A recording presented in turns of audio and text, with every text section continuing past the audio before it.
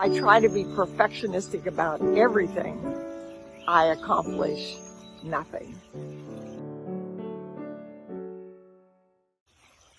Ecclesiastes says, "For everything there is a season, and a time for every matter under heaven." Recently, I've been thinking a lot about perfectionism. In fact, I've been known to say perfectionism prevents progress. But I believe that was wrong. Perfectionism, if it's used appropriately, is actually a strength. But the question is, when is it time to be perfectionistic? I read a book recently that identified several different kinds of perfectionists, and one of them was called a messy perfectionist. Well, that's definitely me. It's somebody who I've often talked about how I'm not naturally an organized person.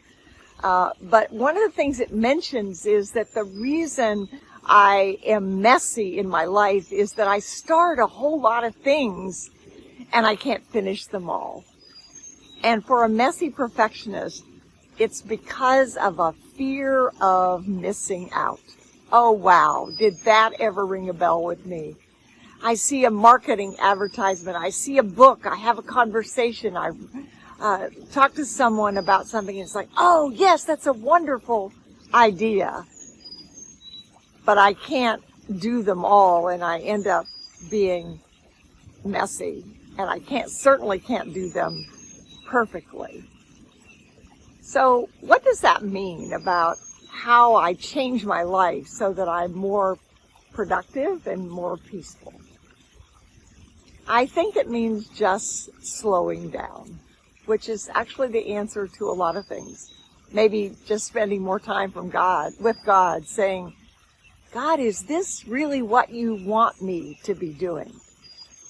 And if I'm doing something that's a matter under heaven for which I am responsible, for which I was created, then being perfectionistic about it is important. But if I try to be perfectionistic about everything, I accomplish nothing.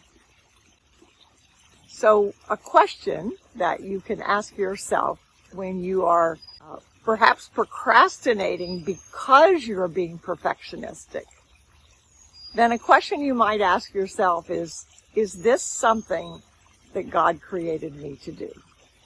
And if not, it's time to let it go.